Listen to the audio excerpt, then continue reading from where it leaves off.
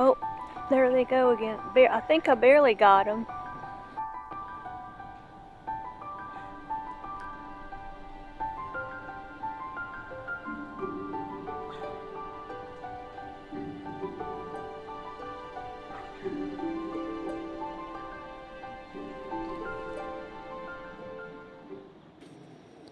That was cool. Well, good morning, you all. Hey, we're at Long Point Park in Melbourne, Florida, and we're getting ready to go out on the water in the kayaks and just see what we can see this morning.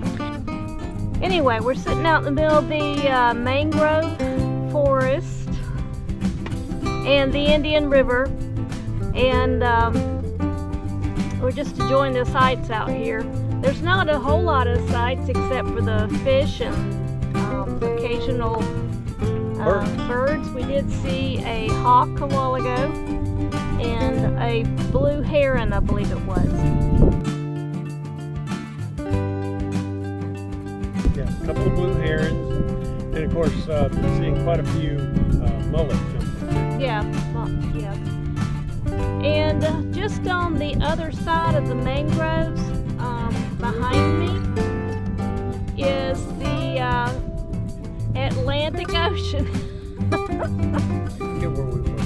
I didn't, but you know, we did spend quite a bit of time on the Pacific Ocean, so you know, I just wanted to make sure I was in the right ocean. So we can hear the waves crashing. You probably can't hear it on the video. Planes going overhead. I don't think we can get close enough to actually see it unless we paddle all the way down to the pass. And over here on Scout Island, the mangroves, and we've seen some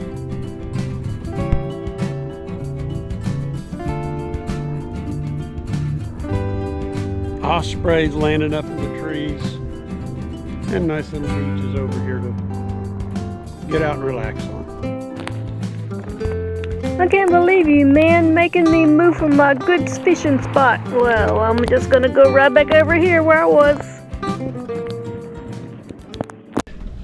So we have added a new piece of equipment to our adventuring cabinet in the camper. Yeah, these are waterproof bags, and they're made by Ozark Trail Outdoor Equipment. And you get them at Walmart. Paul bought two different size bags. One is a 5-liter, and another one is a 10-liter. Yeah, and they come in a 2-pack, and so they weren't very expensive. But the idea is you put your gear in them. Like there's her crackers and water, and then I had the camera in mine. You can put some towels in them, whatever you want to stay dry, and you just put them in there. And then how do you seal it? So we're gonna see. We're gonna find out this really does work. We haven't really tried them out.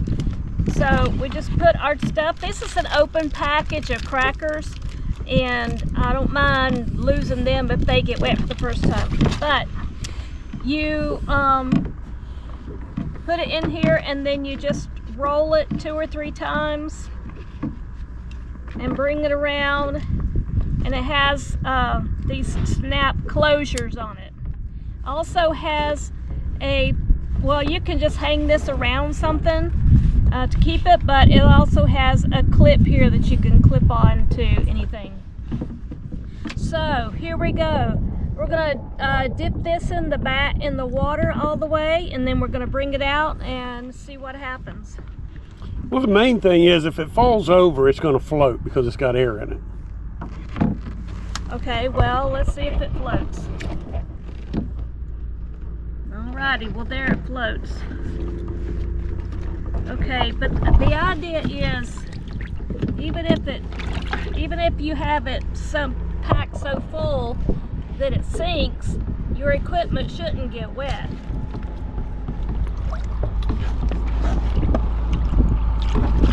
We'll have to find out. Alright, so we dipped it in our water. We unhook it, open it up. Our crackers are still dry and they're still good.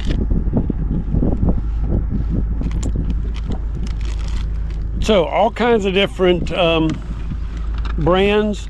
These just happen to be the Ozark Trail. You can pick them up at Walmart, and it helps keep things dry.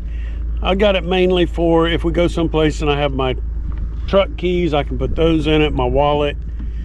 You can put a towel in it. That way if you stop and swim, you can dry up a little bit, and they're simple and easy to use.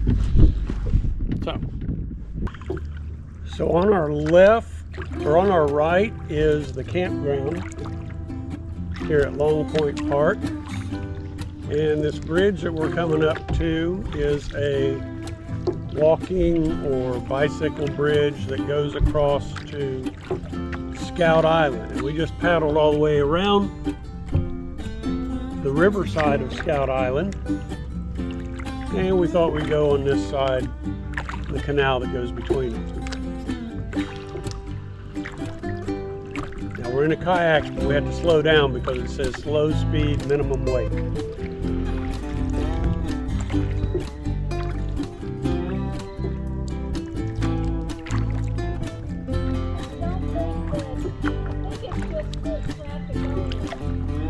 Foot traffic, okay. We don't really know anything about Scout Island. We might go ask a little bit later, but I imagine that there's some trails across there. We did see several places that they had little beaches, so you could go out and sit by the water and fish and do whatever. They also have a kayak launch and a little bit of a dock here.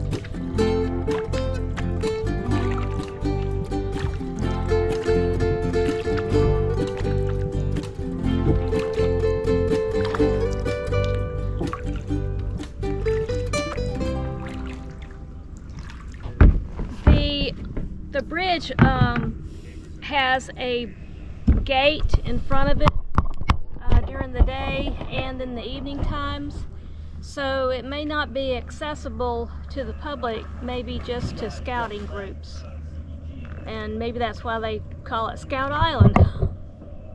We've just gotten on the historic jungle trail, and it's a quiet drive for cars.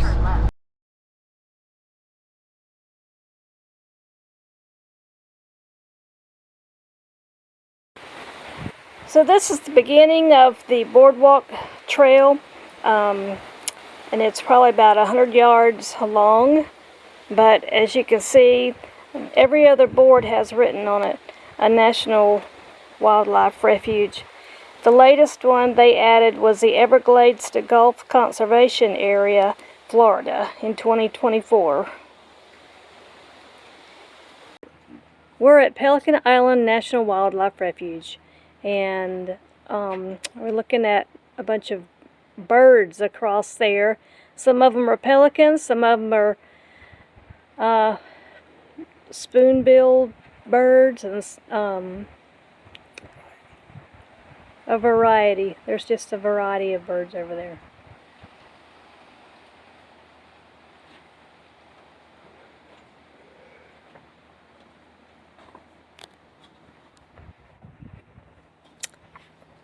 There's also an observation tower here where you can observe other kind of beasts and birds. The walkway to the observation tower is lined with the names of national wildlife refuges across America, and that it gives the state, the name, the state they're in, and the year that they became the refuge. For instance, the Upper Mississippi River refuge became one in 1925.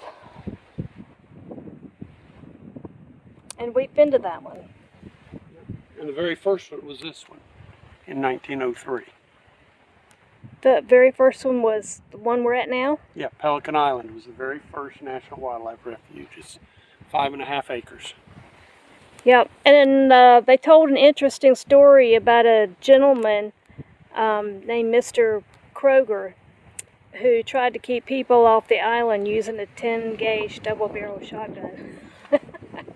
And then they made him carekeeper of the island. Morning, y'all. We're here at Treasure Coast Sands Beach Park, and this is our first look at the Atlantic Ocean in quite some time, because we haven't been to the beach over in this section of Florida in quite a while, have we? No, we haven't. Matter of fact, we've been to the Pacific Ocean more recently than we've been to the Atlantic. Yeah. So we're going to go enjoy part of the morning out at the beach today. Enjoy some sand, enjoy some sun. And we're going to bring you along with us. Oh, we're going to have to take a walk down the jungle path. Unlike the Gulf Coast, whether you call it the Gulf of Mexico or the Gulf of America, the Atlantic coast has a lot of sea grapes and sand dunes protecting it. So you do kind of have to walk through, as Sarah said, a jungle to get to the beach. But it's a pretty jungle. Like he had fun? Yeah. Active one.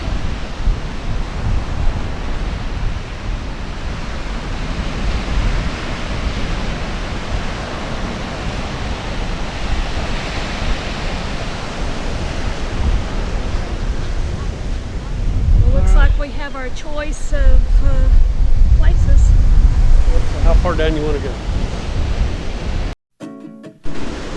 Alrighty, you can see we're all set up and we are ready to go. For the first thing, we're not going to go anywhere. We're just going to sit and soak up some sun. How's the water? It's nice. It's cool, but it's nice. I haven't got wet all the way up to here, so get a hole out there. A hole? Yeah, the soft sand from the waves came in. Sand went out where it hit my feet. Uh-oh. Well, it's about noontime, and we're eating lunch, having a little picnic on the beach, and we've just been kind of wondering when it's going to be high tide, because the water's gotten a little bit closer to us since we've been sitting here. We got here about a couple hours ago.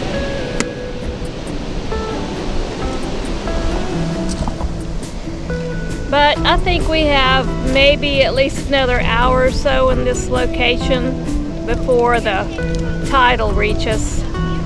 Before we have to move. What do you think, honey? I think we'll probably be ready to leave before the tide gets to us. Ah, you're probably right. It is getting kind of warm. Yep. Of course, we can go jump all the way in the water, and that'd pull us off. We don't have the pets with us today because the Treasure Coast beach is a no pet beach. So we miss them, but they're back at the camp and they're safe. And cool. Right. This about wraps up our beach trip. So from the Treasure Coast in near Melbourne, Florida, we say bye, y'all.